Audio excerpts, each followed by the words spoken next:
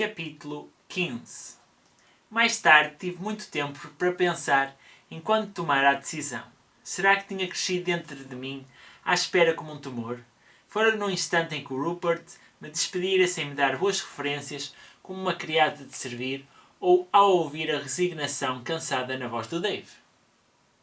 Fora quando aceitara trabalhar no Gstad Club, ou graças ao plano estúpido de Daline de sairmos à noite sozinhas, ou quando fechara a porta do quarto de hotel onde James ficara e apanhara o comboio para Ventimiglia. Se quisesse romancear, poderia tentar convencer-me de que a decisão fora tomada há anos por Artemisia, outra jovem que entendia o ódio, que deixara uma deriva inútil e viera para estas mesmas ruas onde eu estava, para ganhar a vida a pintar e poder sustentar a família. Mas não seria verdade. A decisão foi tomada quando fui para o quarto, descalcei os sapatos de plataforma de cortiça e calcei umas sandálias rasas. As mãos tremeram quando apertei as fivelas. Levantei-me lentamente e saí imediatamente para o Corso Itália. Na Zara encontrei o vestido de linho simples, o corte a direito com bolsos fundos. Ao perto era fácil de ver que era de má qualidade. Mas era simples o suficiente para que com bons acessórios parecesse caro. Comprei dois, um preto e um azul escuro. Numa loja de artigos desportivos, comprei um par de calções 2 tamanhos acima dos meus e um par de sapatilhas largas e brancas. Comprei também uma t-shirt onde se lia I Love Rome. Numa banca de rua que vendia coisas para turistas, numa esquina próxima. Fui a mais 2 lojas de artigos de recordação e, ao fundo da Via Veneto, comprei uma gabardine Kenzo fina com um padrão fúcsia e branco. Era linda. Num tabacaio requintado, do tipo que vende molduras de prata e máquinas umidificadoras, comprei um cortador de charutos e um tubo grosso de couro, de bolso como os que os homens do iate usavam para transportar os corribas. Também comprei uma mochila preta de nylon, flexível o suficiente para a guardar na bolsa, e parei numa farmácia para comprar pensos higiênicos grandes e toalhetes úmidos. Quando acabei, passava das 6. Por momentos, senti-me triste por não ter visto os frescos de Pinturicchio no Vaticano. Não poderia vê-los, pois queria ter tempo de tomar banho e secar o cabelo para o encontro com o Cameron. Encontrámos-nos no Hessler por volta das 8. Ele estava à minha espera no átrio e sugeriu que tomássemos um copo, mas eu respondi que adoraria tomar um mais tarde. A caminho do 3º andar, disse várias vezes de forma nada subtil que adoraria trabalhar numa galeria privada quando voltasse a Londres. Os de Grécias convenientemente jantavam com parentes naquela noite. Assim que entramos no quarto, despi lentamente a gabardine Kenzo e pendurei-a nas costas de uma cadeira. Senti os seus olhos a percorrerem-me lentamente as pernas e deixei-o sentir-me a sentir o seu olhar, sorrindo depois com os olhos semicerrados. O quarto parecia demasiado íntimo. Como todos os quartos do hotel. Atrás das cortinas triplas e elaboradas, a janela estava aberta e tinha vista para uma conduta de ventilação andrajosa. Havia uma mala pequena e com rodas aberta no lugar da bagagem e uma pilha de papéis e chaves a um canto da secretária. Em cima da cama estava um portfólio de plástico preto e barato, como os alunos de Belas Artes usam, mas quando Cameron se debruçou para abrir, reparei que fora alcochoado e forrado por peritos. Levantou o quadro de forma reverente pela moldura de metal simples. Não o mandaste por encomenda? Dá demasiado trabalho, a burocracia italiana. Ninguém sabia que ele trouxera o quadro, a não ser o Rupert e o cliente. Eles, o Duque e a Duquesa no seu piquenique eterno, o trio de cavalos a galopar ruidosamente. Parecia mais garrido à luz crepuscular e azulada de Roma. Talvez os chineses gostem dos quadros cobertos por uma camada brilhante de verniz. O Cameron aproximou-se e colocou-se atrás do meu ombro, enquanto eu olhava para o quadro, mas não era um Coronel Morris. Sabia esperar pela sobremesa. Pois, disse eu, estou muito impressionada com a tua capacidade para os negócios. Também te achas um Marcello Mastroianni? La Dolce Vita está às suas ordens, signorina. Disse-lhe ter encontrado o restaurante no guia de viagens, mas na verdade já lá fora quando estudara na cidade. Era antiquado, na Piazza Cavour, de frente a Sant'Angelo, no Piano Nobile, com uma loggia coberta para se poder comer na esplanada. Quando acabámos a refeição, as flores de courgette recheadas e o peixe grelhado, o Cameron encomendou a 3ª garrafa de vinho. Era como se eu estivesse a comer palha,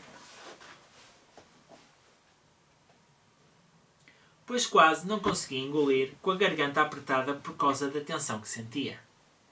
O Cameron não era fácil de ler. Claro que me daria as estrelas do céu da Irlanda, para pôr no casaco se lhes pedisse, mas por debaixo do charme, procurava o botão certo para premir aquilo que ele deixava realmente para o poder conquistar. Todos os homens o têm, e o segredo é simplesmente descobri-lo, e se quisermos tornarmos-nos naquilo que eles não conseguem admitir a si mesmos que querem que sejamos. Quando a luz se desvanecia, fez os restos do vinho de garrafa passar de um jade escuro a um tom aceso de verde. O Cameron pôs-me a mão entre as suas. Virei o pulso e ele beijou-a. É estranho, Judith. Tenho a sensação de que somos parecidos. Como assim? Somos solitários? É como se estivéssemos de fora do mundo, a observar. Minha nossa, pensei. Por favor, aquela treta da infância. Que dor meio enterrada nos torna tão especiais. Que nojo. Partilhar o passado não fazia parte dos meus planos para aquela noite. Retirei a mão de entre as suas e passei os nós dos dedos pensativamente pelo maxilar. Somos mesmo parecidos, Cameron, disse eu, parando por um instante. Acho que me devias foder. Vou pedir a conta. Assim que saímos do restaurante, ele encostou-me à parede e beijou-me, passando a língua pela minha. Soube bem ser agarrada assim, encostada ao seu peito largo. Ouvi-lhe o sangue a pulsar de encontro ao meu ouvido. Agarrei-lhe a mão, baixei-me para desapertar a presilha da sandália e puxei-o. Durante alguns minutos, correu como uma rapariga descalça pelas ruas de Roma em agosto. Atravessámos a ponte no castelo e descemos uma das escadas, beijando-nos novamente ao chegar ao fundo e caminhando de mão dada pelo cais. Uma ponte, duas. O Tibre não é como Sena, polido e reluzente para encantar os turistas. Oscilavam ervas por entre as pedras da calçada e havia pilhas de lixo nas margens. Debaixo da segunda ponte, passámos por um grupo de bêbados e senti o Cameron a ficar tenso, endireitando os ombros, mas mal olharam para nós. Tenho frio. Toma o meu casaco, querida. Pô-lo em volta dos meus ombros e eu ri-me, recomeçando a correr, as pedras quentes e suaves sob os meus pés. Esforçou-se para me acompanhar. Criou-se em fogo. Debaixo da terceira ponte, puxei e encostei-o a mim, tirando o casaco dos ombros e beijando-o com uma urgência, passando as mãos pelas suas coxas, onde senti o pênis já enorme. Meu Deus, sussurrei. Fode-me já. Estava de costas para o rio. Ajoelhei-me e mordi-lhe o cinto. Comecei a desapertá-lo e agarrei a fivela com a língua, abrindo-a. É um truque reles, mas não é difícil, eu tenho a vantagem de prender a atenção. Ele já pousara as mãos no meu cabelo. Oh, Judith, meu Deus! Tirei-lhe a cabeça do pênis das cuecas com movimentos rápidos da língua e metia na boca. Senti uma vontade enorme de me rir, imaginando-me subitamente a cantar na casa de banho do Eden Rock, com o arcabouço do James estendido na cama, expectante. Pois é, Judith, sussurrou a vozinha desdenhosa. Cá estamos nós, outra vez. Ignora, concentra-te. Fechei os olhos. Só a coisa seguinte interessa, mais nada. O Cameron não falou. Quando tirei a ponta e mola do bolso e a abri, espetando-lhe acima do calcanhar daqueles, arquejou e caiu de lado como uma marionete sem fios. Tive de enfiar a mão por dentro das calças desapertadas para tirar a faca. Gritou. Eu trazia a faca no meu bolso direito, tirei um penso higiênico do bolso esquerdo, enrolei-o tirando a faixa adesiva, enfiei-lhe na boca, empurrando-o contra a língua e pressionando com a palma na mão para impedir o reflexo de engasgo. Há um truque para o fazer quando se está a fazer um broche. Temos de abrir a garganta lentamente e retrair as amígdalas. O Cameron aprendia depressa. A concentração de nervos do calcanhar daqueles provoca, quando ferida, que o corpo se imobilize por momentos. O Cameron não poderia reagir durante uns segundos preciosos. Levantei-me e retirei a mala e os sapatos de descalçara cuidadosamente. Estava encolhido, arquejando por causa da dor. Não havia mais nada para ele, além da dor. Sentando-me em cima dele, agarrei-lhe o cabelo grosso com força e torci-lhe a cabeça, virando-lhe o rosto bruscamente para longe de mim e para o seu ombro. Quando procurei a sua orelha, arregalou os olhos. Apercebi-me que ele ainda pensava que eu estava a tentar ajudar. Imagino que os seus olhos deveriam estar desesperados e esbugalhados, mas não olhei para eles com atenção. Esfaqueei-o por baixo do lóbulo da orelha, enfiando a faca até ao cabo. Não entrou como se o fizesse a uma melancia, tendo a consistência de uma abóbora. Pensei no coelho que coméramos ao almoço. Nem um som, mas um segundo depois vi uma mancha escura na camisa clara de linho e senti algo molhado na coxa. O seu corpo grande contorcia-se e estremecia e o braço esquerdo levantou-se e acertou-me em cheio no maxilar. Senti o golpe na traqueia, o que me fez recuar e tive de respirar a custo. Já há bastante tempo que não me batiam assim. Será que deixaria uma pisadura? Não tinha tempo para me preocupar com isso. Não agora. Tinha de acabar o que começara. Horrendamente ágil, ele virou-se e levantou-se, avançando na minha direção, com a cabeça pendente e as mãos fortes a apertarem desesperadamente as pernas, tentando puxar-me. Eu estava tonta por causa do soco. Tentei recuar, aproximar-me da sombra da ponte, mas filo demasiado lentamente e o peso dele contra os meus joelhos fez-me voltar a cair. O Cameron esganhadou-me o torso, avançando em direção ao meu rosto. Tentei pontapeá-lo, mas era demasiado pesado e avançou centímetro a centímetro, com o líquido espesso a borbulhar-lhe na garganta. As suas mãos estenderam-se em direção ao meu pescoço e começou a apertar. Esqueceram-me como os homens eram fortes. Amarrei-lhe as mãos, mas foi inútil. Comecei a ter falta de ar e não conseguia mexer as pernas. Estava presa sob o seu peso, tentando afastá-lo, que era demasiado pesado, tão pesado, e depois vi luzes estranhas a dançar-me diante dos olhos quando ele me apertou a garganta com mais força e mais ainda, e depois largou-me. Parou. Resisti ao impulso de o empurrar, respirei sofregamente 3, 4 vezes, até conseguir respirar regularmente. Estava espraiado em cima de mim, os braços pendendo como ramos mortos em cima dos meus seios. Inspirei novamente, fleti os músculos e libertei-os, torcendo as ancas para transferir o peso, rodando e ficando de gatas, fazendo-o cair sob o flanco. Não era a posição mais digna. Olhei para cima e rapidamente para ambos os lados do cais. Se alguém se aproximasse, teria de fingir que fazíamos amor, mas as margens estavam vazias. Afastei-me com o vestido a subir e as pedras ásperas a rasparem-me na pele nua do estômago até estar estendida o mais afastada possível dele e só os dedos que ainda seguravam a faca a ligar-nos ao longo do meu braço como um cordão umbilical inverso e horrendo. E puxei-a. Não olhei para o resultado. Virei-me e tirei a mochila da bolsa, retirando tudo aquilo de que precisava e contando os segundos em silêncio. Ele precisaria de alguns minutos. Aninhei-me e encostei o rosto aos joelhos salpicados com gravilha do chão. A sua respiração ruidosa tornou-se mais superficial e mais rápida. Hipovolemia. Se lhe tocasse, concluiria começar a esfriar. Lera algo sobre os soldados da Primeira Guerra Mundial que tinham subido às trincheiras e se tinham deitado na terra de ninguém, adormecendo profundamente pouco depois. Todo o calor do meu corpo concentrara-se no peito.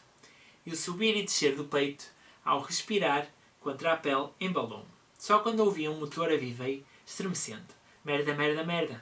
O branco da sua camisa, apressei-me para tratar de tudo. Fomos atacados e eu puxar a faca, baloicei-me, aninhada, fingindo estar traumatizada, mas quando espreitei por entre os dedos, vi um barco pequeno, com uma proa gorda, avançar para jusante, como um tubarão deselegante e uma figura debruçada à popa.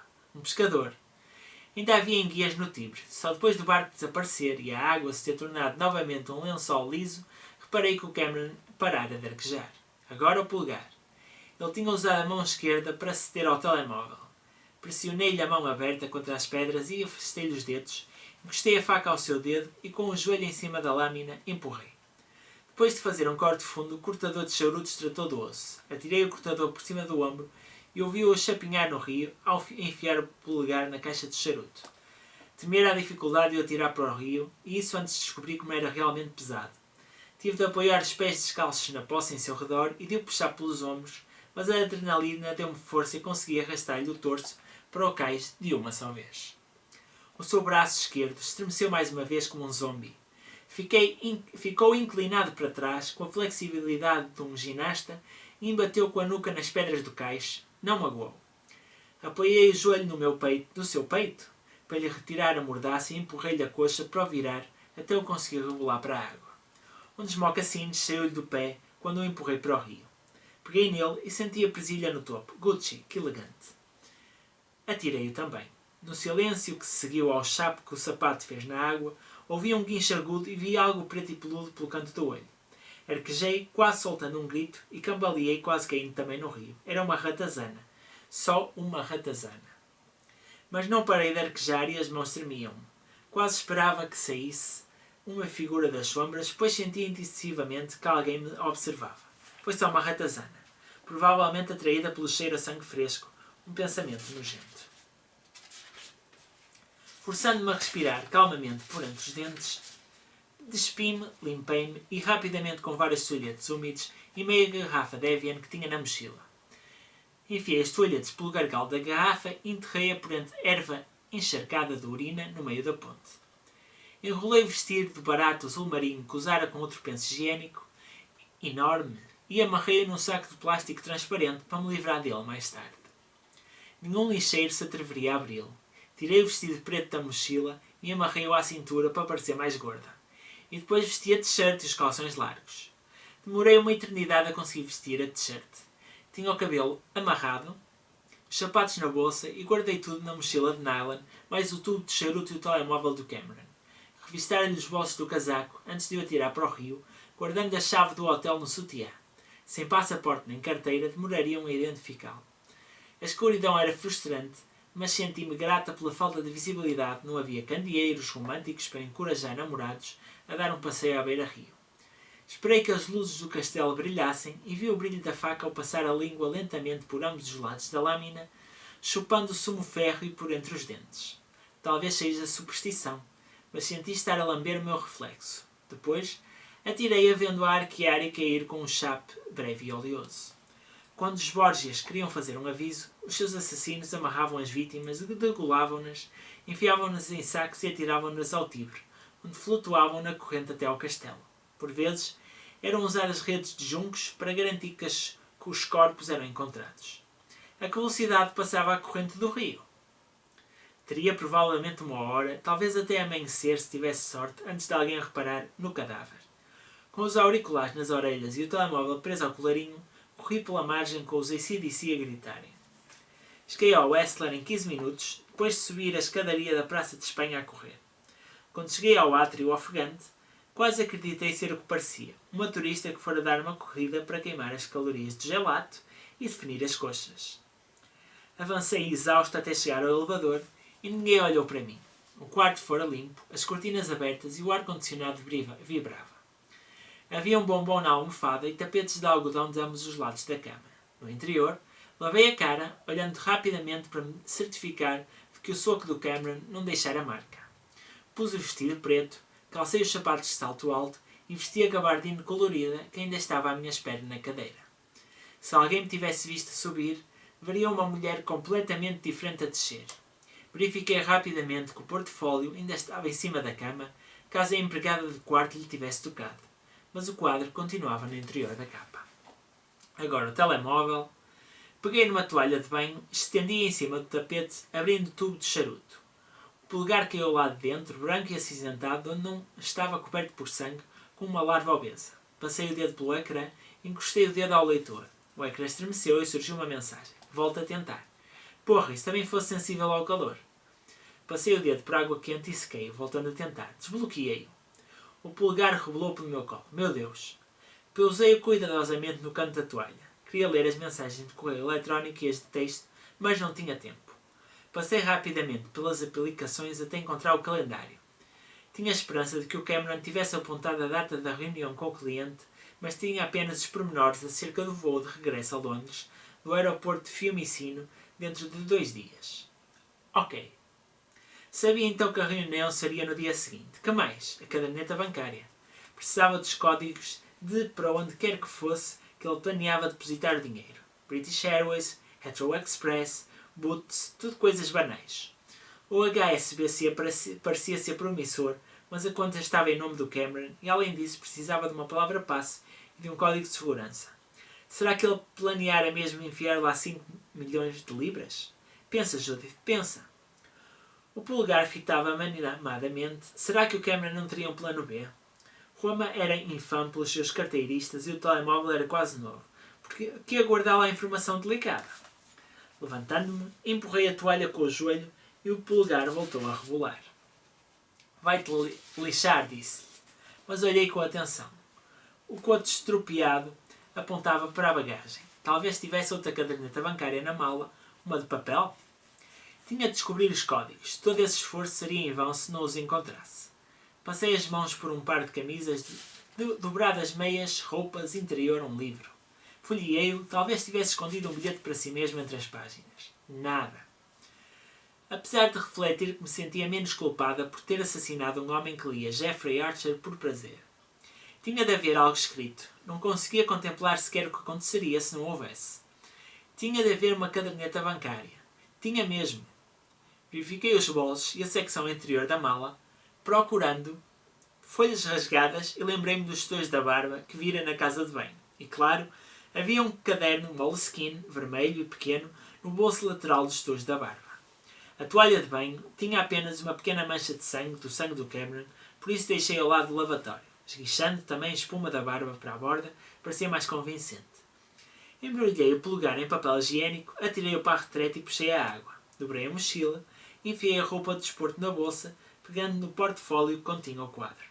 Depois de olhar para ambos os lados do corredor do hotel, pus o sinal que pedia para não incomodar na porta, em homenagem ao bom e velho James. Sempre acreditei que esconder as coisas em plena vista é o melhor princípio. Desci de elevador esperando não estar demasiado corada pela corrida, atravessei o átrio voltando para a recepção e perguntando se o Sr. Fitzpatrick deixara alguma mensagem para mim. Não, Signora. Poderiam telefonar-lhe para o quarto? Ninguém respondeu, Signora. Agradeci ao porteiro e saí lentamente pela porta das traseiras. Despi a gabardine, encostando-me a uma portada, enrolei e enfiei na bolsa. Caminhei calmamente até à Piazza Navona. Livrando-me do vestido ensanguentado num dos baldes do lixo, do tubo de charuto noutro, e ajoelhando-me e fingindo apertar a presilha do sapato, deixei o passaporte do Cameron cair pelo bueiro. Tirei o dinheiro e os cartões de crédito da carteira, acrescentei as notas às minhas e deitei os cartões ao lixo noutro balde. Havia algumas fotos e o que parecia ser uma carta dobrada, suja nos vincos de ter sido aberta e dobrada várias vezes, não olhei sequer para estas. Provavelmente, Holofernes no quadro de Artemisia também tinha família. A carteira e o telemóvel iriam também para o Rio quando voltasse ao meu hotel. Escolhi o café mais próximo da fonte de Bernini e pedi um conhaque e um café Shakerato Amaro. Depois, abri o caderno.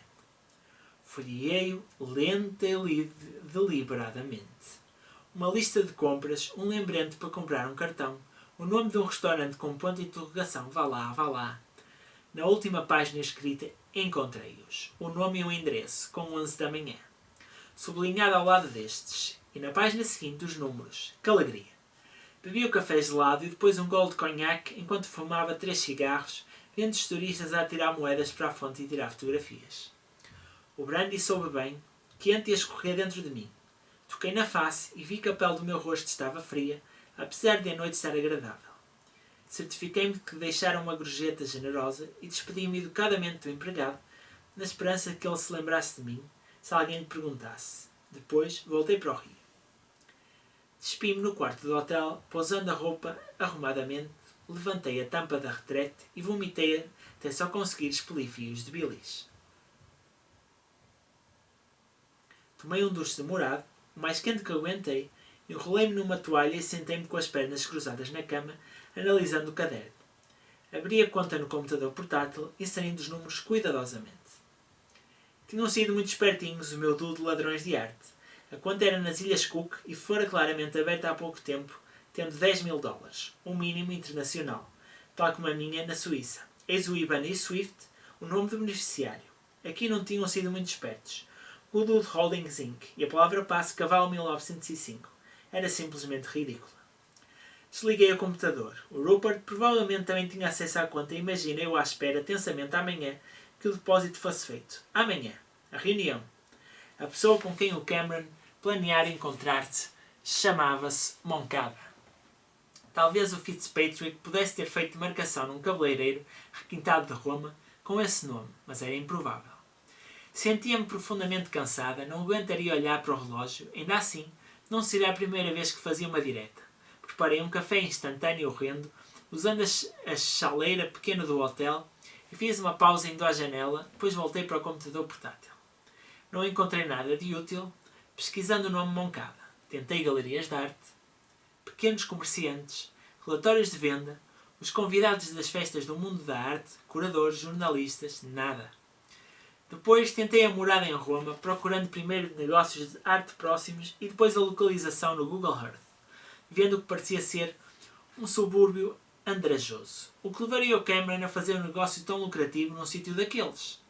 Ou o Moncada era um colecionador particular que não gostava de dar nas vistas, ou era um criminoso, e eu apostava que seria um criminoso. Verifiquei o índice de lavagem de dinheiro através da arte, uma perspectiva do direito penal no Google Books. Leram-o quando fizeram o mestrado, mas não encontrei a referência ao nome Moncada.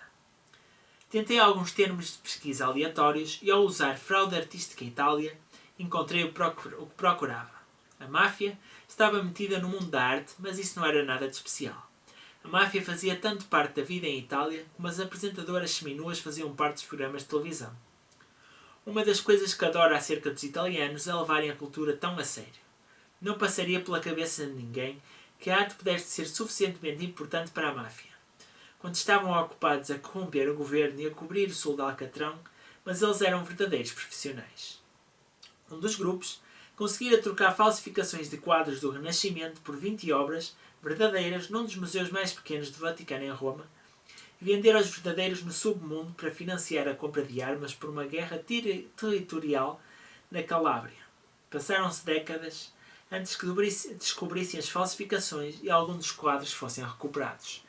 Mais recentemente, tinha havido detenções num esquema de lavagem de dinheiro que envolvia artefactos da Grécia antiga, supostamente encontrados numa escavação arqueológica numa ilhota localizada na costa da Sicília, na península de Mignise, famosa pelas suas flores selvagens e por ser onde a ninfa Calipso deteve Ulisses como prisioneiro erótico durante 7 anos na Odisseia de Homero. Os criminosos envolvidos no esquema não acharam muita piada à forma como foram tratados pela polícia romana, respondendo à força de bombas e rebentando alguns dos agentes enquanto tomavam um cappuccino num café diante da praia. Era assustador que a pessoa com quem o Cameron planeara encontrar-se pudesse estar envolvida neste submundo. Títulos horrendos surgiam no motor de busca, descrevendo o que acontecera a quem se atrevera a enganar os mafiosos. Sapatos de cimento e explosivos eram destinos comuns, o que seria engraçado se não fosse verdade. Era o tipo de coisa de que o Dave teria gostado. A pesquisa e os meus olhos começavam a falhar, por isso desisti. Se o Moncada fosse o tipo de homem que trazia alicates para arrancar unhas na mala, quanto menos soubesse sobre ele, melhor. A madrugada espreitava, brilhando sob a persiana de acrílico do hotel, mas mesmo assim, depois de um dia ocupado, absolutamente vital pensarmos na pele, por isso bebi ambas as garrafas de água mineral do minibar e deitei-me na cama, agradecendo o par de horas de inconsciência.